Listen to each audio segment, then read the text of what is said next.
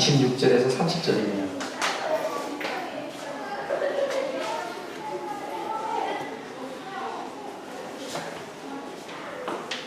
요한복음 3장 26절에서 30절.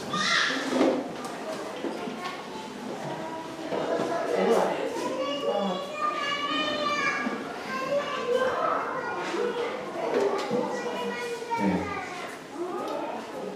제가 먼저 26절 읽고 지켜도록 하시겠습니다. 요한의 제자들이 요한에게 와서 말하였다. 라삐님, 보십시오. 요단강 건너편에서 선생님과 함께 계시던 분, 곧 선생님께서 증언하신 그분이 세례를 주고 있는데 사람들이 모두 그분에게로 모여듭니다. 요한이 대답하였다. 알려주시지 않으면 사람은 아무것도 할 수 없다. 너희야말로 내가 말한 바 나는 그리스도가 아니고 그분보다 앞서서 보내심을 받은 사람이다 한 말을 증언할 사람들이다. 친구를 찾아가는 사람은 시간이다. 신약의 친구는 신약의 모든 소리를 들려하고 있다가 신약의 이상을 필리포로 한다. 너희는 질풍으로 덮여 있다. 30절 같이 있습니다. 그는 흥하여야 하고 나는 쇠하여야 한다. 아멘. 오늘은 부름받은 자의 영성이라는 제목으로 여러분과 이 본문 말씀을 나누기를 원합니다. 사실 그 부름받음에 대해서 어제 좀 나누려고 했는데 시간이 없어서 나누지 못했고요. 하나님께서는 우리 모두를 부르셨습니다.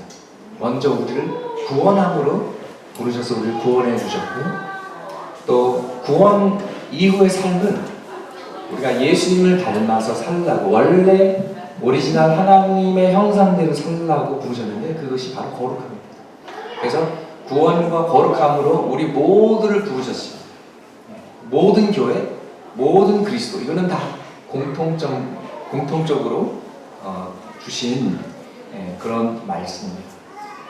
가장 큰 계명, 너희는 온 마음과 정성과 목숨을 다하여 여호와 하나님을 사랑하고 이웃을 사랑하라. 그리고 지상 명령, 너희는 세상으로 가서 제자를 삼고 가르치고 세례하고. 이 큰 계명, the Great Commandment and the Great Commission, 큰 계명과 지상 명령, 우리 모두에게 적용되는 그런 말씀입니다. 성경에는 부르심을 받았다, 하나님께서 부르셨다라는 표현이 452번 나옵니다. 450번도 더 넘게 나오니까 하나님께서 우리를 만나주시는 그 과정 속에 부르심이 있는 것입니다. 부르심이라는 것은 하나님이 바라시는 바, 하나님의 뜻, 하나님의 비전, 하나님의 사명, 이런 것들이 담겨져 있습니다. 그래서 하나님의 부르심을 우리가 크게 두 가지로 나눌 수가 있는데요. 첫 번째는 지금 방금 말씀드린 universal, 크리스천이라면 다 따라야 되는, 구원받았습니다, 거룩함으로 부르심을 받았습니다, 하나님 사랑해야 됩니다, 이웃 사랑해야 됩니다, 전도해야 됩니다, 선교해야 됩니다, 제자 훈련해야 됩니다, 이런 모두에게 적용되는 부르심이 있는가 하면, 또 우리 각 사람, 개개인과 또 특정한 교회, 그리고 단체에 하나님께서 우리를 사용하시고자 하는 그런 청사진, 블루프린트가 있는 것입니다. 세례 요한은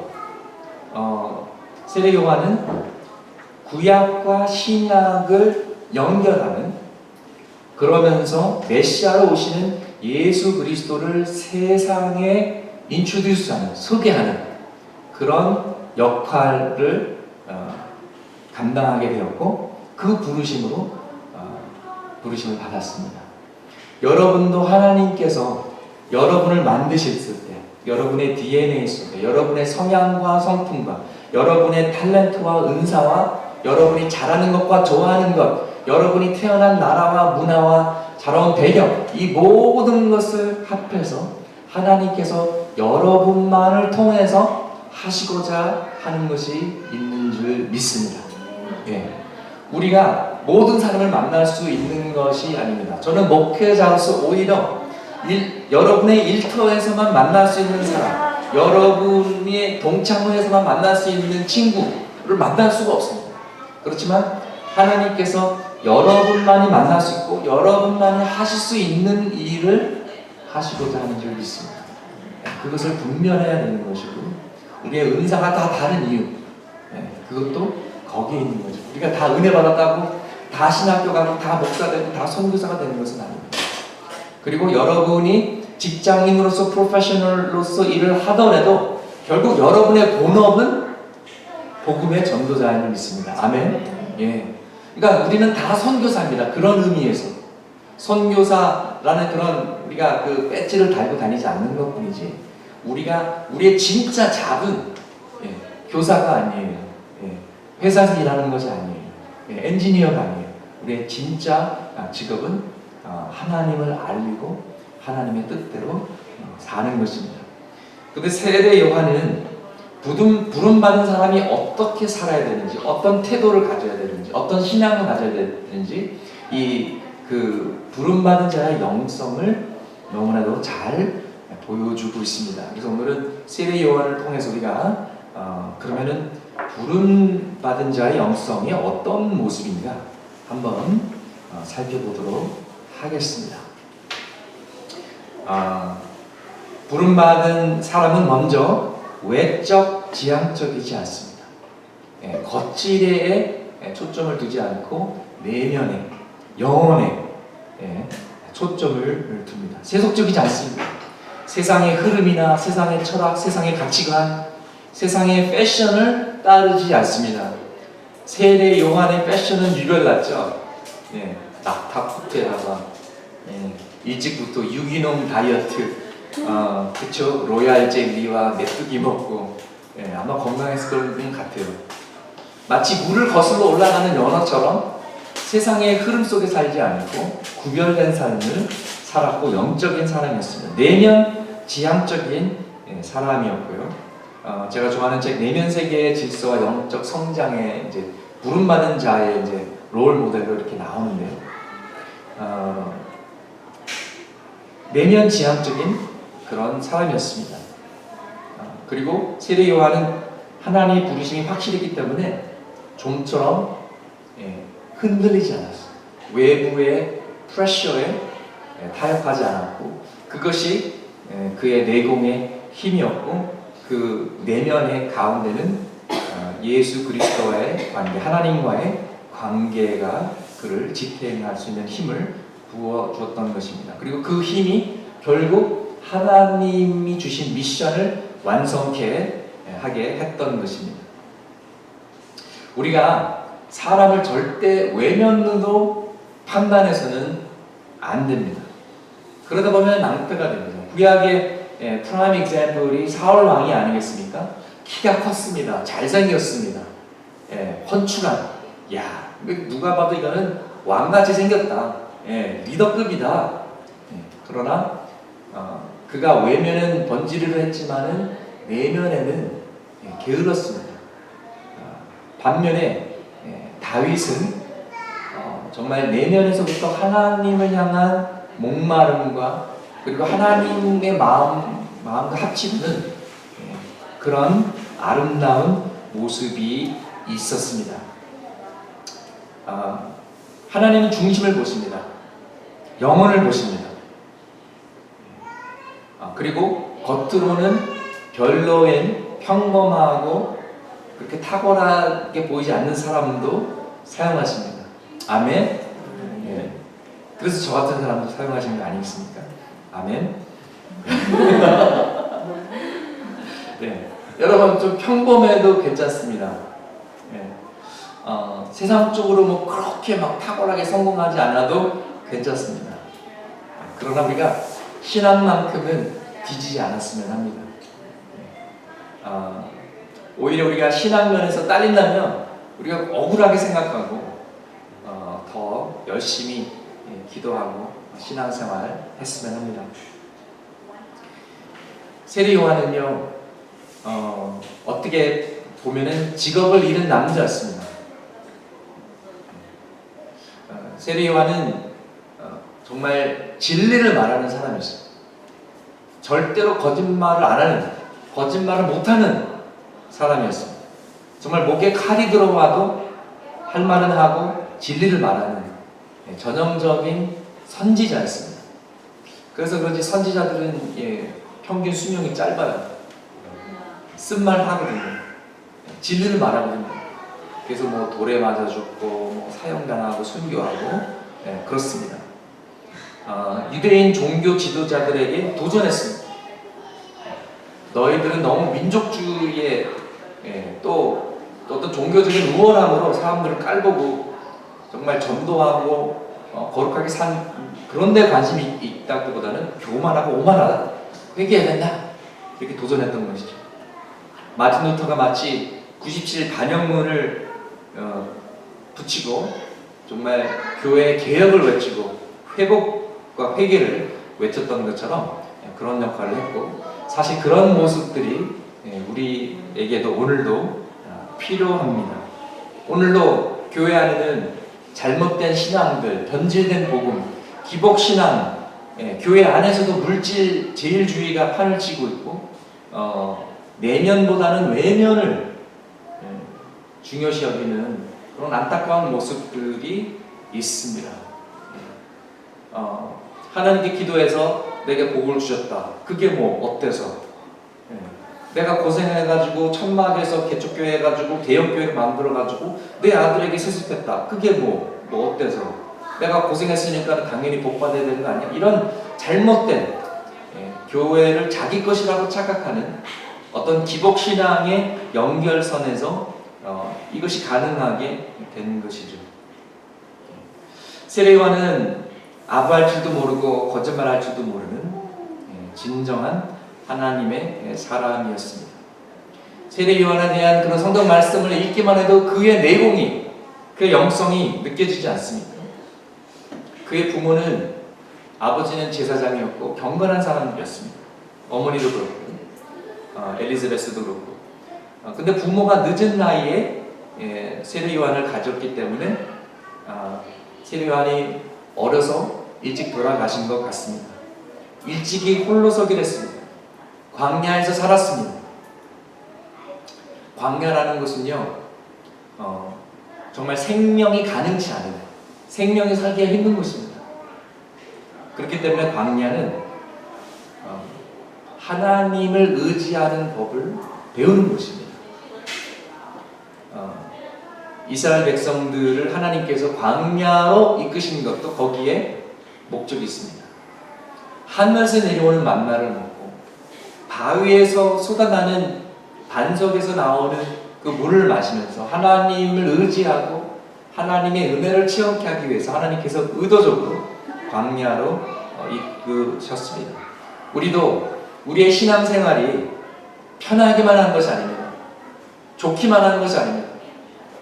시련도 오고 어려운 시간도 옵니다. 우리도 광야 학교를 다니고 광야 학교를 졸업해야 됩니다. 달갑지 않지만, 그러나 거기서 우리의 진정한 내면의 세계, 우리의 영적인 세계, 거기서 우리가 내공이 생기고 신앙이 자라나고 쉽게 흔들리지 않는 견고한 믿음을 가진 사람으로 우리가 다시 거듭나게 되는 것입니다. 세례 요한이 참 힘든 인생을 살았지만 그래도 나름대로 보람이 있었습니다. 세례 요한의 메시지에 사람들이 반응했습니다. 회개의 역사가 일어났습니다. 부흥이 일어났습니다. 세례 요한을 따르는 제자들도 생겼습니다. 그 중에는 안드레와 오늘 요한복음을 쓴 요한 같은 제자들도 있었습니다. 그리고 결국 예수님께서 나타나셨을 때 예수님에게 세례를 베풀고 세상에 소개하는 정말 그때가 클라이막스였죠. 그런데 문제는 그 후였습니다. 이제 모든 초점이, 사람들의 모든 초점이 예수님께로 향하게 됐고 예수님을 따르게 됐고 세례 요한 자신의 인기는 급락하게 되었습니다. 심지어 자신의 제자들도 옮겨 타기를 했습니다. 예수님을 따라가게 되었습니다. 여러분 한번 상상해 보세요.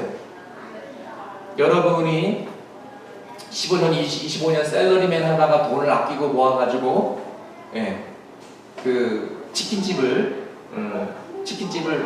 열었어요. 열심히 했더니 레시피도 연구하고 그랬더니 맛집으로 소문나가지고 사람들이 막 몰려오기 시작했습니다.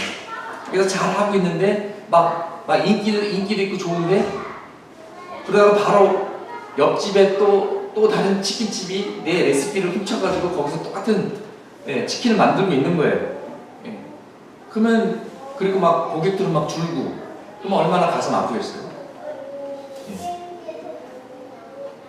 또 목회를 하더라도 정말 고생해가지고 개척교회를 해가지고 교회를 잘 세우고 있는데 길 건너편에 또 교회를 세워가지고 사람들이 우르르 그쪽으로 간다고 그러면 얼마나 속상하겠어요.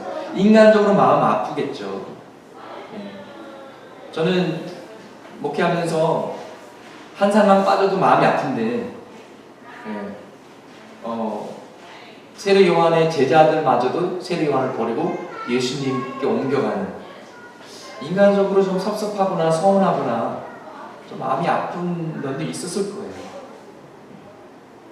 여러분이 직업을 잃었다면 어떤 반응을 보이시겠습니까? 그런데 오늘 본문에서도 우리가 읽었지만은 세례 요한은 놀라운 반응을 보입니다. 직업을 잃었는데 직업을 잃은 사람 같지가 않아요. 기뻐했어요. 그리고 예수 그리스도는 더 흥해야 되고 나는 쇠해야 된다. He must increase, I must decrease. 나는 신랑이 아니다. 나는 메인이 아니다. 나는 신랑의 들러리고 나는 내 역할을 다 했기 때문에 기쁘다. 이렇게 답할 수가 있었습니다. 그 이유가 무엇일까요? 몇 가지를 한번 살펴보겠습니다. 첫 번째, 세례 요한은요 청지기 의식이 투철했습니다. 부름받은 사람은 자신이 청지기임을 알고 있습니다. 청지기라는 것은 무엇입니까? steward. 주인의 것을 잠시 맡아서 관리했다가 다시 돌려주는 역할이 청지기 역할입니다. 내가 가진 것이 다 내 것이 아니라는 것이죠. 여러분 태어날 때 무엇을 가지고 오셨습니까? 태어날 때 진짜 속옷 하나 입지 않고 태어났습니다. 태어난 후에 가진 모든 것은 하나님이 주신 거예요. 그리고 죽을 때도 그 모습으로 갑니다. 하나도 가지고 갈 수 없어요. 그렇기 때문에 우리가 가진 모든 것은 하나님이 주신 것임을 믿습니다. 내 목숨도 주신 하나님, 내가 가진 모든 것을 주신 하나님, 모든 것은 원래 하나님 것입니다. 근데 하나님께서 우리가 청지기이기 때문에 우리에게 잠시 맡아서 사용하라고 관리하라고 주신 거예요. 근데 그것을 내 거라고 it's mine 착각하면 안 되는 것이죠. 우리의 생명도 주님 것이고요, 우리의 몸도 주님 것이고요, 더구나 크리스천은 our body is a temple of the Holy Spirit. 우리의 몸은 성령의 전입니다. 그래서 잘 가꿔야 돼요. 저도 회개합니다. 잘 가꿔야 됩니다. 운동도 하고. 그러다가 하나님께서 어느 순간에 무슨 이유라도 우리를 부르시면, 천국으로 부르시면 우리는 가야 돼요. 가기 싫어도 가야 돼요. 가야 할 수밖에 없어요. 그렇다면 하루하루는 하나님이 주시는 선물입니다. 오늘 아침에 일어나서 내가 호흡한다는 그 자체는 은혜인 줄 믿으시기 바랍니다. 세례 요한은 애초부터 자신을 따랐던 군중들을 자신의 것으로, 자신의 사람으로 생각하지 않았어요. 하나님의 백성이다. 내가 잠시 맡았다가 예수님이 오시면 예수님께 보내는 것이 내 역할이다. 이렇게 생각했던 것입니다. 여러분의 자녀는 누구 것입니까? 하나님 것입니다. 여러분은 청직입니다. 여러분의 것이 아니에요. 내 아들이니까, 내 딸이니까. 아니요. 하나님의 자녀인데 우리가 잠시 맡아서 키우는 것 뿐입니다. 교회는 누구 것입니까? 하나님의 것입니다. 그렇기 때문에 사유하면 안 돼요. 세습하면 안 돼요. 아니, 저 뭐 소록도에서 교회를 정말 평생 그 생고생하면서 목회한 목사님께서 그 생고생 그 사역을 아들에게 세습한다. 브라보. 정말 힘든 선교지에서 선교사가 정말 힘든 사역을 아들한테 세습한다. 그거는 칭찬할 만한 일입니다. 그렇지만 뭔가 기득권과 뭔가 얻을 수 있는 것이 많은 그것을 개개인의 사업처럼 세습한다는 것은 그 생각 자체가 잘못된 것이죠. 세습은 북한에서 하는 것입니다. 교회가 하는 것이 아닙니다. 그러니까 기득권을 놓치지 않는 것이죠. 그러니까 독재자들 보면은요, 항복할 수 있는데도 끝까지 항복 안 해요. 시리아의 아사드 보세요. 끝까지 항복 안 합니다. 카다피 끝까지 항복하지 않고요. 사담 후세인 끝까지 항복하지 않아요. 그러나 세례 요한은 내가 청직이기 때문에 내가 내려놓을 시점에 왔을 때 다 내려놨습니다. 오히려 기뻐했습니다. 여러분과 저의 직업, 재산, 집, 재능, 영적인 은사, 건강 다 하나님이 주신 것입니다. 하나님 것입니다. 우리는 청지기로서 관리하는 것이 사명입니다. 소유하는 것이 아닙니다. 그렇기 때문에 우리가 이것을 다 상실해도 아무렇지도 않아야 되는데 아무렇지도 않다라면 우리가 청지기 의식을 가지고 있지 않은 것이죠. 내 거는 내 거라고 생각하기 때문에 그런 것입니다. 그런데 아닙니다. 어차피 내 것이 아닙니다. 그래서 오늘 우리가 세례 요한처럼 나는 청지기입니다. 예수님이 왕입니다. 예수님이 주인이고 주님입니다. 라고 고백하길 원합니다. 한국 사람들, 특별히 남자들은 어디 딱 서로 만나면은 나이부터 물어보잖아요. 그래서 교통정리 하잖아요.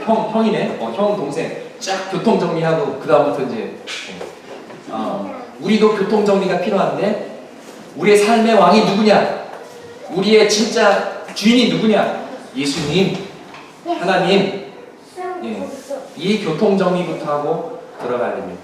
그래서 우리에게는 이 청지기 의식이 필요한 것입니다. 두 번째, 세례 요한은요, 분명한 정체성을 가지고 있었습니다. 제가 17살에 예수님을 인격적으로 만나기 전에 저는 방황했습니다. 영적인 목마름이 있었습니다. 근데 그게 뭔지 몰랐고요. 답이 뭔지 몰랐습니다. 그리고 정체성에 대한 그런 질문이 있었습니다. 내가 누구일까? 내가 왜 태어났을까? 그러면서 늘 입버릇처럼 했던 말이 있습니다. I need to find myself. I need to find myself. 선생님들이 놀렸습니다. Why? Are you lost?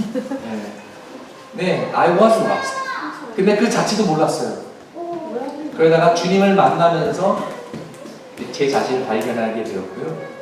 여러분 자신을 제일 잘 아는 방법이 뭔지 아십니까? 하나님을 아는 거예요. 나의 DNA를 알고 나의 과거와 현재와 미래를 아는 하나님을 아는 것이고 나에 대한 계획과 나에 대한 블루프린트 청사진을 가지고 계신 창조주를 아는 것이 내 자신을 발견하는 가장 지름길입니다. 아멘. 세례 요한이 뭐라고 그랬어요? 나는 그리스도가 아니다. 나는 메시아가 아니다. 나는 히어로가 아니다.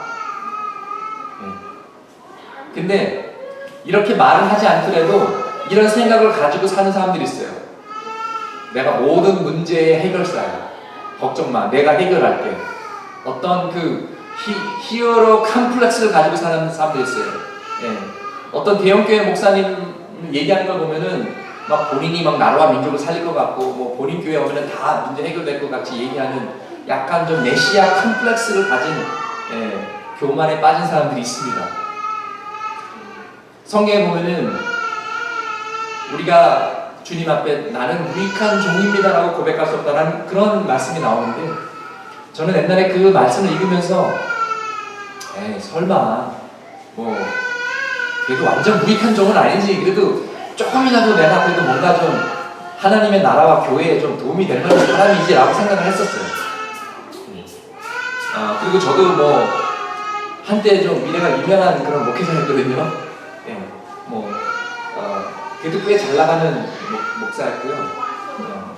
그 대형 큰 교회들의 청빙도 거론됐던 사람입니다. 그런데 제가 목회하고 살다 보니까 또 한국에 와서 3년 지나고 보니까 솔직히 제가 잘하는 것이 그렇게 많지 않은 것 같아요. 내가 정말 잘하는 것이 그렇게 많지 않구나. 점점 갈수록 설교도 더 못하는 것 같고요.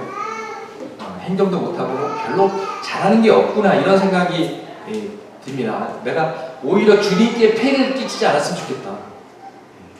그래서 정말 주님 저는 무익한 종입니다. 자, 주님께서 저를 사랑해 주시고 사용하시는 그 자체만으로도 영광입니다. 이런 생각이 점점 듭니다. 그런데 저에게 한 가지 소망이 있어요. 그게 뭐냐면 하나님께서 제 실력을 쓰시는 것이 아니라 하나님께서 제 연약함도 들어 쓰시기를 바랍니다. 아멘. 네. 그래서 저같이 연약한 사람을 들어 쓰셨을 때 모든 사람들이 봤을 때 저건 조 목사가 한 게 아니야. 저건 하나님이 하신 거야. 그래서 하나님께서 영광 받으시기를 소망합니다. 네. 옛날에 부산에서 큰 부흥한 교회 수영로 교회를 기억하고 있는데요. 대형 교회 그분이 이제 창립하셔가지고 교회를 크게 이끄셨는데 그분이 이제 와서 이제 설교를 하셨어요. 그래서 조금 사실 솔직히 좀 기대감이 있었습니다. 와, 정말 개척교회 가지고 정말 몇천 명 넘는 메가 처치를 그러니까 설교도 잘하시겠지라는 기대치를 가지고 설교를 들었는데 이거는 진짜 별로의 수준이 아니라 정말 형편없었어요 설교가. 그래서 우리 목회자도 그렇고 다 끝나고 뭐지? 어떻게 저렇게 설교를 해가지고 교회가 이렇게 컸을까? 근데 이제 이 목사님이 늘 하시는 말씀이 있어요. 제가 한 건 아무것도 없습니다. 다 하나님이 하셨습니다. 그 오빠가 하나님이 하셨대잖아. 야, I believe it. 그럴 정도로. 그러니까 그분의 어떤 설교자로서의 탁월함은 없었지만 성실함, 하나님께 순종, 기도, 하나님 전적으로 의지, 겉으로는 잘 보이지 않는 그런 것들이 있었기 때문에 하나님께서 그 교회를 축복하신 줄 믿습니다.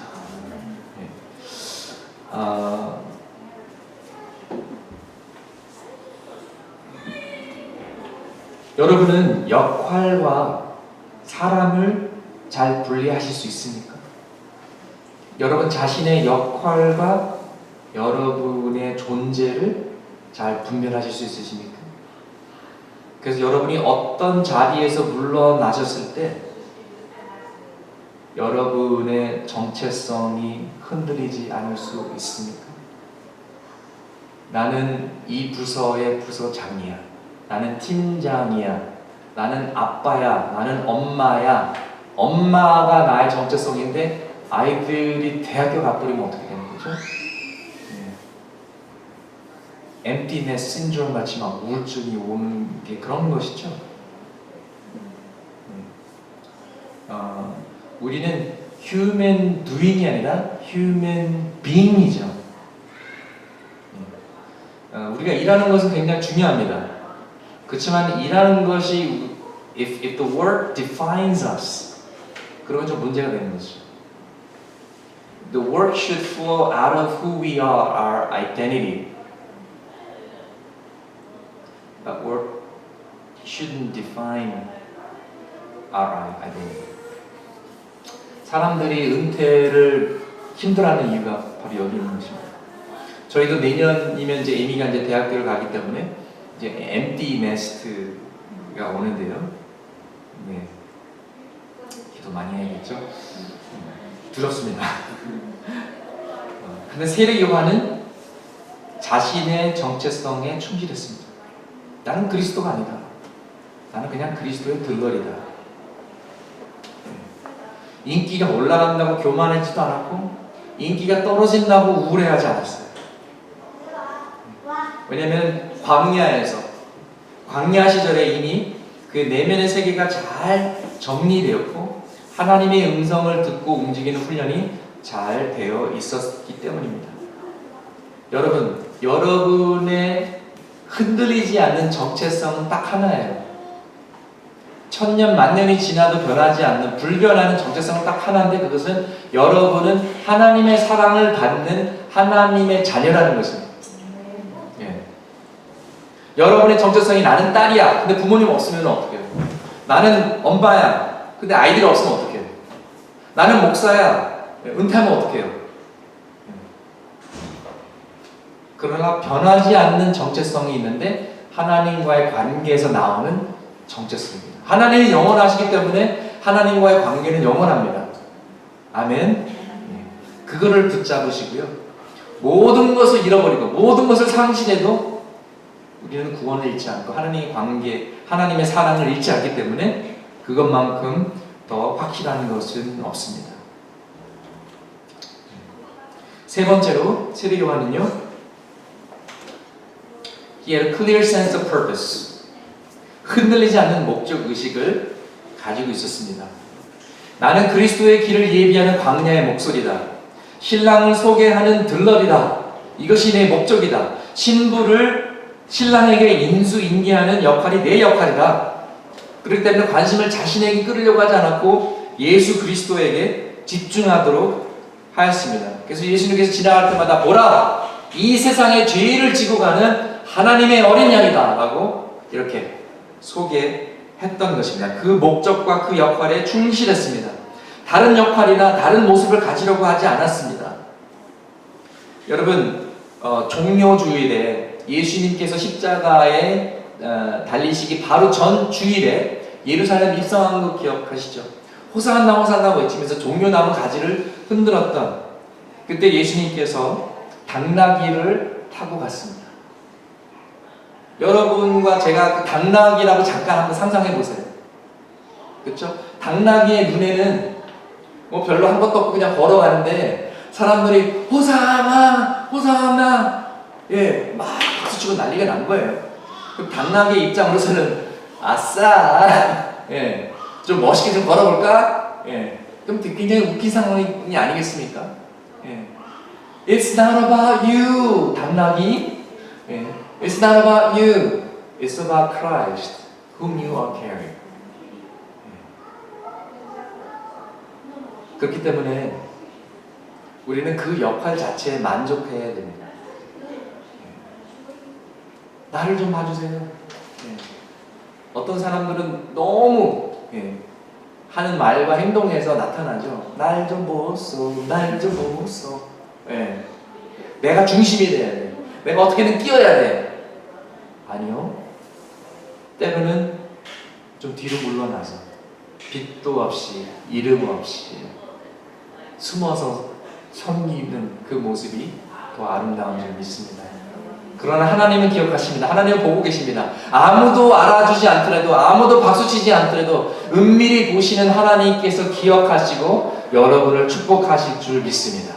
골방에서 기도하는 골방에서 흘렸던 그 눈물을 하나님께서 보시고 기억하시는 줄 믿습니다. 세상이 다 알지 않아도 돼요. 다 인정하지 않아도 돼요. 다 박수 쳐주지 않아도 돼요. 하나님은 아십니다. 주님은 아십니다.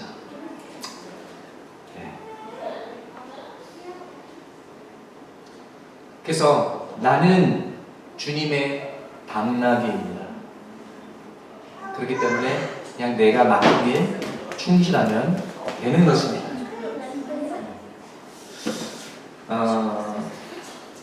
네 번째로 세례 요한은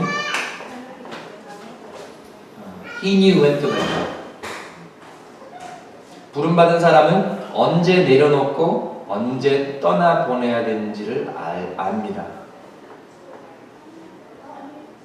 청지기는 언젠가는 자기가 맡은 사람들, 자기가 맡은 일을 다시 다른 사람이나 주인에게 넘겨줘야 한다는 것을 잘 알고 있습니다. 미국의 어떤 교단에서는요, 담임 목사가 은퇴하면 200마일 밖으로, 교회에서 200마일 밖으로 이사를 가야 되는 룰이 있어요. 왜 그런 룰이 생겼을까? 한국교회 원로 목사들과 또 새로 부임하는 목사의 갈등과 문제와 그것을 보면 왜 그렇게까지 하는지 알 수가 있죠. 어떤 훌륭한 목사님도 계십니다. 조기 은퇴하시는 목사님도 계시고요. 그러나 끝까지 놓지 못하는 평생 목회를 잘하셨는데 끝에 가서 너무나도 아쉬운 그런 교회, 그런 분들도 계십니다. 부모도 언젠가는 자녀들을 내보내야 됩니다. 정말 우리 귀여운 사랑스러운 우리 어린아이들도 언젠가는 독립시켜야 돼요. 그렇죠? 아무리 딸이 예뻐도 딸아 너는 평생 아빠랑 같이 살자. 어린 마음에 네 그러겠지만 그쵸, 정말 그러면 안 되죠. 시집 보내야 되고 장가 보내야죠. 독립시켜야 되는 것입니다. 그러면 내려놓는 연습, practice to let go, 이걸 어떻게 연습할 수 있을까요? 우리가 매일 십자가를 지는 연습을 해야 되는데 이것은요 매일 기억하는 것입니다. 나는 청직이다. 그는 흥하여야 되고 나는 쇠하여야 되고 He must become greater, I must become less. He must increase, I must decrease. 그래서 갈라디아 2장 20절 말씀을 새기는 것이죠. 나는 그리스도와 함께 십자가에 못 박혔습니다. 이제 살고 있는 것은 내가 아닙니다. 그리스도께서 내 안에서 살고 계십니다. 내가 지금 육신 안에서 살고 있는 삶은 나를 사랑하셔서 나를 위하여 자기 몸을 내어주신 하나님의 아들을 믿는 믿음 안에서 살아가는 것입니다. 아멘. 내가 그리스도와 함께 죽는 것이죠. 죽은 사람은 살 준비가 된 사람입니다. 아직도 죽음이 두려운 사람은 너무 애착이 많고 두려움이 많기 때문에 제대로 살 수가 없어요. 그래서 부름받은 자는 자기가 청직인 것을 알고 자신의 정체성을 알고 자신의 목적을 압니다. 그리고 마지막으로 뒤로 한 발자국 물러나서 손을 놓아야 할 때를 압니다. 준비하면서 삽니다. 그리고 그때가 오면 기쁨으로 응합니다. 세례 요한의 경우는 군중들을 포기했고 인기를 포기했고 제자들을 포기했고 영적인 리더십을 포기했습니다. 교회에서도 문제가 되는 것 중에 하나가 결국 기득권의 문제가 됩니다. 장로님들이 꽉 쥐고 있거나 제가 본 교회 중에서 건강한 교회는 장로님들이 어떤 감투를 쓰는 것이 아니라 다 사역들을 하시는 장로님들이에요. 그래서 신방 장로가 있고요, 목양 장로가 있고요. 제가 섬겼던 교회에서는 장로가 되면 첫 해는 제일 어려운 데 가서 섬깁니다. 홈레스 사역해야 되고요, 새벽에 나가야 되고 주차 봉사 해야 되고요. 이런 험한 일들을 하게 됩니다. 그렇다고 해서 나이 드신 분들이 다 일찍 은퇴하시고 뒤에서 손 놓고 계시면 안 돼요. 영적인 멘토들이 필요하고 신앙의 선배들의 역할이 필요합니다. 그래서 요엘 선지자의 말씀에 젊은이들이 비전을 보고 늙은이들이 꿈을 꾼다고 그랬어요. 거꾸로 되는 게 맞거든요. 젊은이들이 꿈을 꾸고 막연한 꿈을 꾸고 노인이 돼서야 이제 비전이 보이기 시작하는 거거든요. 그러나 우리가 하나님을 만나고 성령이 임하면 나이 든 사람도 꿈을 꿀 수 있는 줄 믿습니다. 모세는 80살에 하나님께서 본격적으로 사용하셨습니다. 그래서 그냥 리타이어 하시지 마시고 다시 타이어를 바꿔가지고 100마일, 1000마일 더 달려가시기를 바랍니다. 아직 그렇게 나이 드신 분은 여기 안 계세요. 다 아직 젊으십니다. 그래서 이 세례 요한이 부름받은 자로서 살았을 때 그 결과는 생명이었고 열매가 있었습니다. 그리고 세례 요한 자신에게는 평온함과 기쁨 그리고 보람이 있었습니다. 그렇다면 우리가 어떻게 부름받은 사람이 될 수 있을까요? 먼저 우리가 하나님의 말씀을 빼놓을 수가 없습니다. 오늘 아침에도 우리 같이 큐티를 했는데요. 우리가 말씀 가운데 하나님을 만나야 됩니다. 말씀 가운데 하나님의 음성을 듣는 훈련을 해야만 됩니다. 물론 설교 시간을 통해서도 우리가 하나님의 음성을 듣지만 우리가 각자 정말 하나님 내게 말씀하여 주시옵소서, 내게 필요한 말씀을 주시옵소서 하면서 구하고 찾을 때 하나님께서 우리 개개인에게도 말씀하시는 줄 믿습니다. 그리고 또 아까 말씀드렸듯이 우리도 광야 학교를 지내야 됩니다. 남자는 군대 가야 철이 들고 여자는 아기를 낳아야 철이 든다는 말이 있는데 뭐 비슷하게 맞는 것 같습니다만은 우리가 신앙적으로 철이 들려면은 고생을 해야 됩니다. 시련을 겪어봐야 됩니다. 광야로 나가는 그 또 이유 중에 하나가 세상은 너무 시끄럽고 분주하고 자기중심적이기 때문에 하나님의 음성이 잘 들리지 않아요. 하나님의 세밀한 그 음성이 들리지 않습니다. 네. 운동해야지, 운동해, 살 빼야지, 건강해야지. 네, 남자들은 안 듣습니다. 네. 그러다가 뭔가 좀 위기가 오거나 워닝 사인이 터지면 아, 내가 건강 챙겨야죠. 이러는 것처럼 우리도 인생의 힘든 일들을 겪으면서 하나님을 찾게 되고 하나님을 의지하게 되고, 왜냐하면 인생은 우리 마음대로 되지 않아요. 인생에는 어려운 순간이 누구에게나 임합니다. 누구에게나 하나님이 필요한 순간이 옵니다. 그러면서 우리가 하나님을 만나고 의지하고 찾게 되는 것이죠. 그런데 우리가 광야 학교를 졸업하면요, 우리의 영혼이 겸손하게 되고 하나님을 의지하는 법을 배우게 됩니다. 그리고 동시에 광야에서 시대를 분별하는 통찰력이 생기고 영적인 인사이트와 분별력이 생깁니다. 하나님의 마음을 깨닫게 됩니다.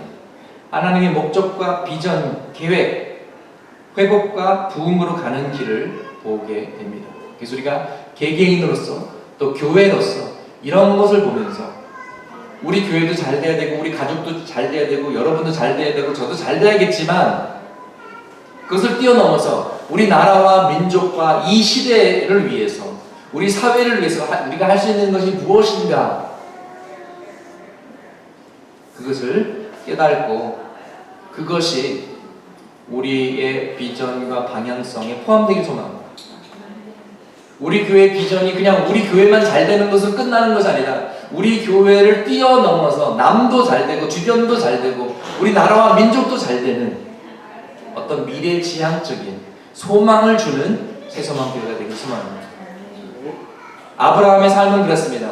아브라함만 잘 된 것이 아닙니다. 아들 이삭만 잘 되는 것이 아닙니다. 너는 열방의 축복의 통로가 되리라. 아브라함의 패밀리를 통해서 메시아가 태어나고 열방의 축복을 받는 그 도구로 사용되는 것처럼 우리는 조그마한 교회고 별로 뭐 자랑할 게 뭐 없습니다. 우리에게 무슨 멋진 건물이 있습니까? 그러나 세례 요한에게 멋진 빌딩이 있었던 것이 아닙니다. 그에게 멋진 센스 오브 패션이 있어가지고 그의 낙타 코트를 보러 사람들이 일부러 외곽으로 나가서 예루살렘 외곽으로 나가서 시골에서 광야에서 세례 요한을 만나러 간 것이 아닙니다. 인간적으로는 외적으로는 볼 곳이 아무것도 없었지만 그러나 세례 요한에게는 하나님의 임재하심이 있었고 하나님의 메시지가 있었고 그 시대에 꼭 필요했던 시대적인 메시지가 있었습니다. 회개하라, 천국이 가까웠노라. 회개하라, 메시아가 곧 온다. 그리고 메시아를 세상에 소개했습니다. 여러분, 하나님께서 우리에게 주신 2018년 한반도에 사는 우리에게 주신 시대적 메시지가 무엇입니까? 근본적으로는 같은 복음의 메시지입니다. 회개하라. 하나님의 나라가 가까웠습니다. 예수님의 재림이 멀지 않습니다. 그러나 그와 함께 한반도에 일어나는 지오폴리티컬 그 시츄에이션 안에서 우리가 기도해야 될 것이 있고 추구해야 될 것이 있습니다. 통일이 되고 안 되고는 하나님이 결정하실 일이지만 그러나 우리는 북한 주민의 복음화를 위해서 일해야 될 것이고 한국으로 온 북한 주민들, 탈북자들을 사랑하고 섬기는 것이 우리의 사역 가운데 포함되어야 될 줄 믿습니다. 그와 함께 하나님께서 여러분 각자에게 주신 비전이 있고 해야 할 사역들이 있습니다. 그것도 여러분 삶 가운데서 풍성하게 열매 맺기를 축복합니다. 그래서 하나님이 주신 큰 비전, 작은 비전, 여러분의 비전, 저의 비전, 우리 모두의 비전, 정말 무지개 색깔처럼 다르지만 다양성에서 통일성이 나오고 아름답게 조화를 해서 하나님의 나라가 이 땅에 임하고 정말 작은 교회지만은 작은 교회답지 않은 어마어마한 사역들과 비전들과 그런 열정이 우리 가운데 임하길 소망합니다. 그렇다면 우리도 세례 요한의 롤 모델을 따라서 부름받은 자가 되어야 될 것입니다. 우리가 청지기임을 기억하면서 살아야 될 것입니다. 다 우리 것이 아니라 하나님의 것임을 우리가 인정하고 나의 정체성을 뚜렷이 알고 내가 왜 사는지, 왜 사니? 왜 살아? 우리의 삶의 목적을 알고 그리고 우리가 언제 내려놔야 될지 또 아는 그런 청지기가 되기를 소망합니다. 우리 함께 기도하시겠습니다. 주님, 그렇습니다. 하나님께서 우리를 구원으로 불러주셔서 하나님의 아들, 딸, 자녀로 삼아주심을 감사합니다. 그리고 하나님은 우리를 사랑하시기 때문에 우리를 축복하기 원하십니다. 나와 나의 가정이 구원받고 하나님의 사랑을 누리고 하나님의 은혜를 맛보며 살기를 원하십니다. 그러나 그것뿐만 아니라 우리가 축복을 받고 그걸로 끝나는 것이 아니라 우리가 하나님의 신령한 축복을 받고 그 축복이 지역사회로 우리 친척과 지인들에게 흘러가길 소망합니다. 아니, 한반도와 열방으로 흘러가길 소망합니다. 아브라함의 축복을 우리에게 주시옵소서.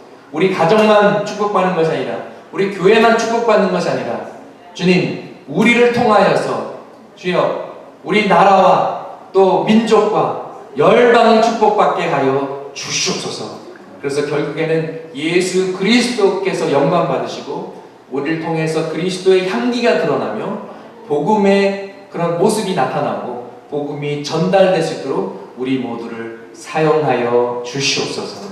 예수님의 이름으로 기도합니다. 아멘.